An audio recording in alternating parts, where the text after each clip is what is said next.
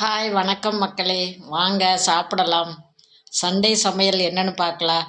நீங்கள் எதிர்பார்க்குற அளவுக்கெல்லாம் எங்கள் வீட்டில் சண்டே சமையல் கிடையாது. இன்னைக்கு சிம்பிளான சமையல் தான்.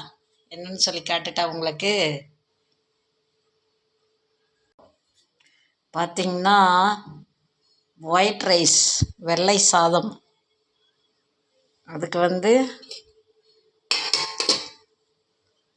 கத்திரிக்காய் உருளைக்கிழங்கு பொரியல், சரிங்களா? அப்புறமா ரசம். பார்த்திங்கன்னா தக்காளி ரசம் எப்படி செய்யணும்னா, தக்காளி நிறையா போட்டு புளி கொஞ்சமாக மட்டும் ஊற்றி செய்யணும். அதுதான் தக்காளி ரசம். அது சாப்பிட்றதுக்கு கொஞ்சம் நல்லாயிருக்கு. ஆனால் இப்போ எந்த தக்காளி போட்டு ரசம் வச்சாலும் அது நல்லா இருக்கிறது இல்லை.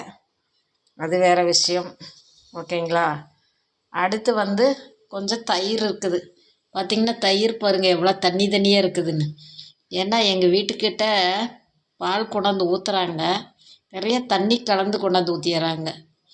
எவ்வளோ தண்ணி இருக்குதுன்னு பாருங்க. இந்த தயிரில் பாதி தண்ணி பாதி தான் பாலாட்டாக்குது. சரி, என்ன பண்ணுறது? ஓகே, எங்கள் வீட்டில் இதுதான் சமையல்.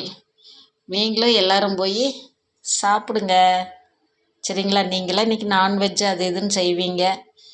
நான் தான் நான்வெஜ்ஜெல்லாம் ஒன்றும் இன்றைக்கி செய்ய வேண்டாம்னு சொல்லிட்டு விட்டுட்டேன். ஓகே, எனக்கு ரொம்ப பசி எடுக்கிற காரணத்தால் நான் போய் சாப்பிட போகிறேன்.